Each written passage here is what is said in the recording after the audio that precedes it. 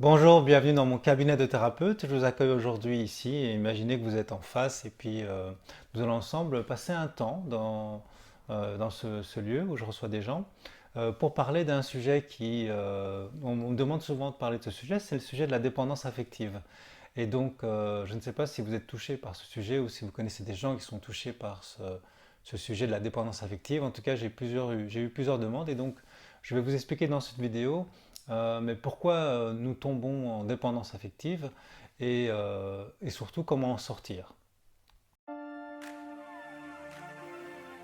Avant ça, je voudrais juste dire une chose, c'est que je suis content, nous sommes pratiquement 500 abonnés sur la chaîne YouTube. Alors ça paraît pas beaucoup, mais comme les gens qui me suivent ne sont pas des personnes qui sont habituées de YouTube et qui n'ont pas le réflexe de cliquer sur le petit bouton rouge s'abonner, c'est plutôt les jeunes qui font ça. Ben, je suis très content et il y a plus ou moins 3 4 000 personnes qui me suivent en étant inscrits sur le site, donc je suis très content. Je pense que quand on aura passé la barre des 500 et je vise au moins dépasser la barre des 1000 abonnés, je commencerai des directs dans mon cabinet thérapeutique, je commencerai des directs en live, en direct donc, et vous pourrez poser toutes les questions qui vous intéressent sur la psychologie humaine, sur le comportement, sur le bien-être, sur comment sortir, comment se libérer du stress pour vivre une vie plus lumineuse. Alors la dépendance affective, qu'est-ce que c'est Considérons déjà les choses de manière très pragmatique en fait, c'est que la dépendance affective apparemment c'est un problème.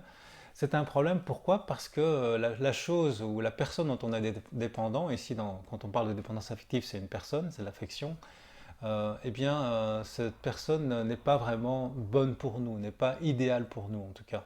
Hein, parce que si c'était une personne idéale, ce ne serait pas un problème d'être dépendant affectivement. Hein, si par exemple je suis dépendant du chocolat, mais si le chocolat était bon pour la santé, imaginons que c'est comme les légumes, le chocolat est très bon pour la santé, ben, ce n'est pas du tout un problème d'être dépendant du chocolat. Donc si je suis dépendant affectivement et j'en souffre, c'est qu'au fond, la personne avec qui je suis en dépendance n'est pas une personne qui est idéale pour moi. Et c'est important de déjà poser ce principe. Je suis dépendant de quelqu'un qui n'est au fond pas idéal pour moi.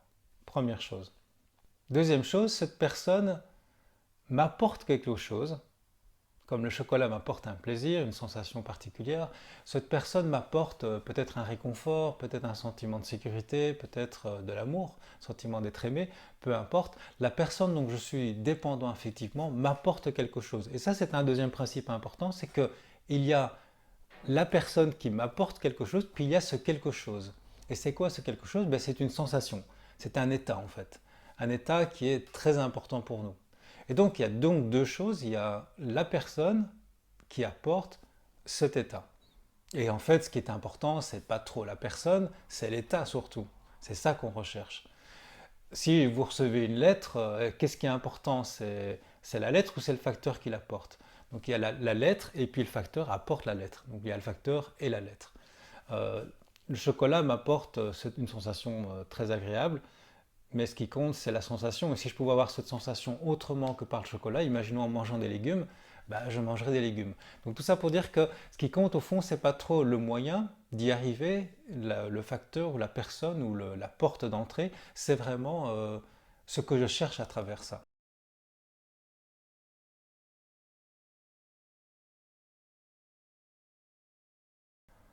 Alors la bonne nouvelle, c'est que cet état que nous cherchons, à travers une personne ou à travers un jeu ou à travers une substance comme le chocolat ou le cannabis ou autre chose, cet état, et c'est la bonne nouvelle, cet état est déjà en nous. Il est accessible parce que nous sommes simplement, en tant qu'être humain, nous avons accès à cet état de manière naturelle. Alors ça peut paraître fou quand on n'a jamais vécu ça. On a toujours pensé que je ne peux vivre ça qu'à travers quelqu'un. Mais en réalité, l'état que je recherche est un état qui est déjà en moi, qui est un état tout à fait naturel. Et il existe plein d'autres sources, enfin plein d'autres moyens pour obtenir cet état, pour vivre cet état. Et en fait, c'est la grosse erreur que j'ai faite quand je suis dépendant affectivement, c'est la grosse erreur que nous faisons, c'est de penser qu'en fait, cet état qui est tellement important pour moi, il n'y a qu'une seule personne, et en plus elle n'est pas idéale pour moi, comme on a vu, il n'y a qu'une seule personne qui peut me la procurer. En réalité, c'est une erreur, vous vous en doutez, il y a en fait une abondance autour de nous. Il y a plusieurs portes d'entrée, il n'y a pas qu'une seule porte. Et c'est comme une source d'eau, même si voilà, telle, telle sortie dans la montagne est obstruée, la source est toujours là. Et donc cette source, cet état est toujours là, est toujours en nous. Pourquoi? Parce qu'en tant qu'être humain, nous sommes naturellement euh, faits, si vous voulez, pour ressentir cet état. Et cet état est accessible. Or, quand nous sommes dépendants affectivement, nous ne le sentons qu'en présence de la substance ou de la personne. Pourquoi? Parce qu'en fait, et c'est un troisième principe qu'il faut comprendre, c'est que le premier principe, c'est que la personne n'est pas idéale, au fond, donc on est dépendant de quelque chose qui n'est pas très bon pour nous. Deuxième principe, c'est qu'il y a une différence entre la personne et l'état qu'elle m'apporte. Troisième principe, c'est qu'en fait cet état, il est déjà en nous, il est accessible par d'autres voies beaucoup plus simples, beaucoup plus naturelles. Et quatrième principe, c'est que nous ne le sentons pas du tout comme ça et que nous n'arrivons pas à croire que cet état puisse être vécu et accessible autrement que par cette personne qui donc n'est pas idéale pour nous. Je le répète parce que c'est important. Alors, pourquoi est-ce qu'on n'arrive pas à le voir? Parce qu'en fait, nous sommes en stress. Notre cerveau est stressé. Quand nous avons un cerveau qui est en mode stress, eh bien, il y a des tas d'aptitudes cognitives que nous n'avons pas. Nous n'arrivons pas à avoir des nuances, par exemple. Nous n'arrivons pas à ressentir l'harmonie, par exemple. Nous n'arrivons pas également à nous connecter à d'autres possibilités et à être créatifs. Quand nous sommes stressés, nous nous tournons vers ce que nous connaissons et nous essayons de le garder. Nous sommes en mode survie, en fait. Et le stress, ici, en l'occurrence, c'est quoi? C'est la peur. Posons-nous la question, et si vous êtes dans cette dépendance affective, posez-vous la question, au fond, l'émotion que vous vivez le plus souvent, c'est la peur. C'est la peur de perdre. Et quand on a perdu, si vous avez quitté quelqu'un avec lequel vous êtes dépendant, il y a la tristesse d'avoir perdu. C'est toujours lié à la possession de quelque chose et la peur de le perdre. Ou alors, malheureusement, je l'ai perdu et je ne l'aurai plus jamais. Donc c'est lié à cette partie de nous qu'on va appeler l'ego. J'avais fait des vidéos sur l'ego. Cette partie de nous qui veut absolument obtenir, posséder, contrôler quelque chose qui va m'apporter du bien, en oubliant qu'en fait il y a plein d'autres moyens autour de moi pour y arriver, mais je n'ai choisi parce que c'est la première porte qui s'offre par exemple, ou c'est la première fois que quelqu'un me procure cette sensation, et je décide, quelque part inconsciemment, je décide que c'est cette personne-là qui me convient totalement. Et donc je suis très stressé de perdre ce moyen qui me permet de vivre un état tellement extraordinaire. Et je pense à tort que cet état est associé à cette personne, et en fait cet état c'est la personne. C'est cette personne qui m'apporte ça, c'est grâce à elle. Alors en fait vous comprenez que tout ce stress est provoqué par une partie de nous qu'on va appeler l'ego qui est là pour nous protéger et qui est là pour voir tous les problèmes, les anticiper, pour dire attention, il y a ça, il y a ça. Donc on est dans une logique de survie. Et donc là il y a une seule personne qui m'a procuré ça, ou il y a une personne qui m'a procuré cette sensation, il faut absolument que je la garde, et je me focalise là-dessus, j'ai ce qu'on appelle une vision tunnel, ça veut dire que je ne vois plus le reste. Et donc je suis en stress, j'ai peur de la perte, et j'ai raison d'avoir peur de la perte puisque c'est une personne, et donc une personne c'est un être humain avec un libre arbitre qui est libre et qui peut faire autre chose. Je n'ai pas de contrôle sur les gens. Et donc c'est beaucoup plus difficile de contrôler quelqu'un que de contrôler du chocolat. Le chocolat je peux toujours en acheter, j'ai un sentiment quand même de contrôle, tandis qu'ici en dépendance affective c'est beaucoup plus difficile. Donc ça fait encore plus augmenter mon stress. Et donc je suis dans cette vision que les choses sont rares, que c'est très très rare. Hein, si je reprends l'exemple du chocolat, il y en a en abondance dans le monde, ça il n'y a pas de problème. Mais ici, cette personne, elle est unique et j'ai l'impression que si elle n'est pas là, ben, il n'y aura personne d'autre. Je suis dans une vision de la rareté. Les choses sont rares. Et là, j'ai un stress énorme parce que non seulement j'ai pas de contrôle, mais en plus c'est rare. Donc double problème. Et je suis totalement dépendant de cette source qu'on peut, s'il veut bien, me donner son affection. Si... Je suis presque, dans certains cas ça va être le cas, je suis presque en train de quémander sa présence ou son amour, alors même qu'il peut me faire du mal, cette personne, elle ou il, hein, peut me faire du mal, peut être malveillant, violente. Je vais quand même me rester en dépendance avec cette personne. C'est ce qu'on remarque souvent. Alors que faire pour en sortir? Pour moi, il y a deux principes importants. Le premier principe, ça va être de sortir de cette vision de la rareté, évidemment. C'est-à-dire qu'en fait, si on y réfléchit, le fait de voir les choses comme ça, ce n'est qu'un point de vue. C'est un point de vue sur la réalité. Mon point de vue sur la réalité est que Euh, c'est très rare de trouver quelqu'un qui me convienne, et il y en a, ça court pas les rues. Et puis, il y a des tas de conditionnements qui sont liés à ça. C'est rencontrer le prince charmant ou la princesse. Quand tu as quelqu'un, il faut le garder. C'est exceptionnel, etc., etc. Et on a l'impression vraiment que c'est très très rare. En réalité, il y a une abondance de possibilités sur Terre il y a une abondance d'êtres humains sur Terre qui sont peut-être même encore beaucoup mieux, 10 fois mieux que cette personne, sauf qu'on ne s'est pas ouvert à ça en fait. Et l'idée, c'est vraiment de garder cette vision de l'abondance. Alors, nous sommes très, très nombreux sur Terre et nous sommes très difficiles, et malgré que nous soyons très difficiles, il y a un nombre tellement incroyable d'êtres humains autour de nous qui peuvent correspondre, même si on est super, super, super, super difficile, il y en a encore des centaines de milliers des personnes qui correspondraient exactement à ce qu'on a besoin. Euh, et même si on en rencontrait un chaque jour de notre vie, ça ne suffirait pas. Il y en aura encore, il y en aura encore. Donc l'idée, c'est qu'il y ait une abondance de personnes, et c'est juste qu'il faut s'ouvrir à cette abondance. Mais évidemment, si je suis stressé, si je suis bloqué sur quelque chose et je suis dans la peur, ben je ne m'ouvre pas à ça, et je ne vibre pas dans une fréquence suffisamment harmonieuse pour rencontrer ce type de personnes. Donc premier principe, c'est d'arrêter de penser que les choses sont rares, c'est de changer ce conditionnement qu'on a reçu, qui est hérité du passé, et de considérer les choses d'un autre point de vue, qu'il y a une abondance autour de nous. Et à chaque fois que mon mental va venir me dire il n'y a que lui, ou sans lui, il me connaît tellement bien, ou il est tellement particulier, ou elle est tellement particulière, je stoppe ce mental. C'est comme si je stoppe le son, je dis stop, je dis silence, je refuse d'avoir ce genre de considération. Alors ça, c'est le premier principe, c'est donc stopper le mental et adopter un point de vue euh, beaucoup plus fécond sur le sujet, et en l'occurrence ici l'abondance. Et puis le deuxième principe, ça va être changer sa réalité intérieure. Parce qu'en fait, qu'est-ce qui se passe? C'est que je suis attaché à cette personne au niveau cognitif, dans le sens où dans mon cerveau, cette personne, elle ou lui, cette personne prend beaucoup de place. Ça veut dire qu'en fait, j'ai beaucoup d'images de cette personne. J'ai tout un passé, j'ai tous des films avec elle. Tout ça, c'est encodé dans ma mémoire. Et donc, je suis dépendant, en fait, d'un point de vue neurologique de cette personne, dans le sens qu'elle est reliée à mon centre du plaisir. Toutes ces connexions sont reliées à mon centre du plaisir, à mon bien-être. Et l'idée, c'est de changer ça.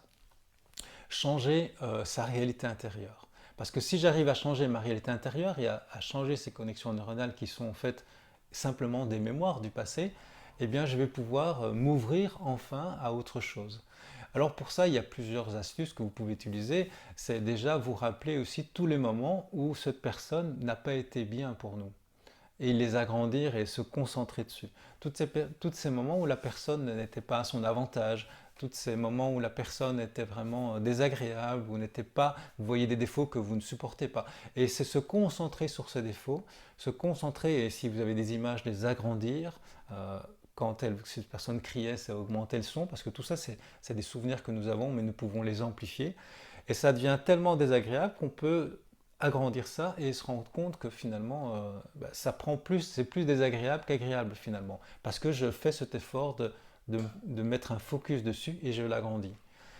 Et donc je vous invite, comme on le fait en hypnose, comme on le fait en thérapie, comme on le fait dans différentes méthodes, c'est changer cette réalité intérieure en changeant les images, les sons, les odeurs, tous les films que nous avons avec cette personne. Parce que si je commence à voir, par exemple avant on avait des photos, je regarde mes photos du passé, je garde évidemment toujours les belles photos et je pleure parce que c'était tellement bien. Mais maintenant si je prends toutes des mauvaises photos où cette personne n'était pas à son avantage, où c'était des photos, imaginons que j'aurais pu prendre des photos quand elle était vraiment désagréable, et je regarde ça tout le temps devant moi, à un moment donné je ne vais plus avoir le même attrait forcément, et donc je vais pouvoir prendre de la distance, retrouver un état plus ou moins normal où je suis moins stressé, je suis moins dans la peur, parce que je sais qu'au fond de moi, comme je l'ai dit tout à l'heure, cet état que je cherche, il est accessible autrement. Et en fait, il est important d'avoir cette vision de l'abondance. L'abondance qui est partout autour de nous. Quand on regarde la nature, ça n'arrête pas de pousser, c'est la vie, c'est sur toutes ses formes, il y a une diversité incroyable. Et donc en fait, on est souvent très très limité dans notre petit monde. Et en fait, par exemple, les gens qui voyagent se rendent compte qu'il y a une abondance incroyable d'êtres humains, de différences, de cultures. Et il y a tellement de choses qui pourraient mieux me convenir, mais je ne le sais pas. Et comme je ne le sais pas, je reste dans mon coin. L'inconnu fait peur parce que je me dis, c'est peut-être encore pire ailleurs. Et toute cette vision du danger, de la rareté, c'est quelque chose vraiment qu'on peut changer aujourd'hui. Surtout que nous ne sommes pas dans un pays en guerre et nous avons cette opportunité de pouvoir en nous connectant au monde avec Internet, avec tout ce qu'on peut voir autour de nous grâce à des magnifiques documentaires et surtout en voyageant, on peut commencer à changer ce point de vue sur le monde et développer cette vision d'abondance. C'est vraiment ce que je vous souhaite. Euh, N'hésitez pas à me poser des questions en bas de la vidéo dans YouTube donc, ou sur Facebook si vous voyez ça sur Facebook. Pour que je puisse vous suivre par rapport à vos questions, vos témoignages. N'hésitez pas aussi, si vous êtes vous-même sorti de dépendance affective, comment est-ce que vous avez fait et quelles sont les astuces que vous avez utilisées. Si c'est difficile pour vous, ben, n'hésitez pas à me poser des questions également parce que je sais que c'est pas facile. Évidemment, tout ça prend du temps, ça prend de l'énergie, ça demande de l'énergie donc ça demande de se reposer. Mais si on est stressé, on a difficile à dormir, donc c'est un peu un cercle vicieux dans lequel on est. Donc comprenons qu'il est tout à fait normal que c'est un passage difficile, mais je vous ai donné les principes vraiment importants pour comprendre comment s'en sortir et pourquoi c'est comme un piège en fait. Et donc après, ça peut être intéressant de se faire accompagner bien sûr, mais je pense qu'on peut tous y arriver tout seul. Si vous êtes y arrivé tout seul à sortir de la dépendance affective, je vous invite à me faire part de vos témoignages. Et alors avant de vous quitter, je voudrais vous présenter 4 livres qui m'ont inspiré. Ils sont ici. En fait, je vais vous présenter ces 4 livres et je voudrais faire une chronique, de résumer ces livres en petite vidéo, parce que c'est des livres vraiment qui peuvent changer votre point de vue justement sur les choses et qui nous montrent à quel point nous sommes plein de potentiel et que nous avons une puissance incroyable sur la capacité par exemple de changer notre réalité intérieure. Alors le premier livre que je voudrais vous montrer, c'est Le fabuleux pouvoir de votre cerveau, écrit par le Dr Deepak Chopra, qui est un nom très connu dans le domaine du développement personnel, qui était également médecin et qui est un spécialiste de la médecine ayurvédique. Et je trouverais intéressant de vous le résumer et vous allez me dire ce que vous préférez. Je vais vous présenter les 4 livres, vous allez me dire quel est le livre par lequel vous voulez que je commence. Deuxième livre que je trouve génial, c'est aussi un grand pavé, hein, c'est Le génie dans vos gènes, qui nous montre la capacité incroyable que nous avons de changer la façon dont nos gènes s'expriment. On appelle ça l'épigénétique. Encore une puissance que nous ignorions sur nous-mêmes. Alors aussi un livre extraordinaire, c'est La science de l'intention de Lynn McTaggart, qui nous montre à quel point le fait de porter notre attention et notre intention sur un sujet ou sur un projet ou sur un rêve ou sur une qualité a vraiment des répercussions extraordinaires. On y parle de l'effet placebo notamment, on y parle aussi de tous ces effets qu'on peut retrouver, qu'on peut mesurer dans le monde réel, parce que c'est assez novateur, et ils ont fait des expériences assez novatrices sur le pouvoir de l'intention. Donc le pouvoir de se transformer, de transformer sa vie avec l'intention. Et enfin, je parlais de placebo justement, Le placebo c'est vous, du docteur Joe Dispenza. Alors Joe Dispenza, il a écrit d'autres livres extraordinaires, notamment Rompre avec soi-même, que je trouve extraordinaire aussi comme livre, très très riche. Ici, Le placebo c'est vous, je comptais le lire aussi, il est tout nouveau, c'est son dernier, enfin de quelques mois déjà. Et donc je voudrais savoir, de ces 4 livres, finalement, par lequel vous voulez que je commence. Donc n'hésitez pas à me laisser vos commentaires en bas de la vidéo ou m'envoyer un petit email et alors je serai ravi de faire une chronique d'un de ces 4 livres qui sont, je pense, si vous n'avez pas le temps de les lire, extrêmement inspirants pour nous donner de la puissance et pouvoir nous permettre de nous libérer du stress et des soucis et accéder à une vie qui vaut la peine d'être vécue. Bonne journée à tous ou bonne soirée et au plaisir de vous retrouver dans d'autres vidéos. Être un rebelle sans se mettre à genoux, comme une étincelle dans ce monde de fous. Être un rebelle sans se mettre à genoux, comme une étincelle dans ce monde de fous.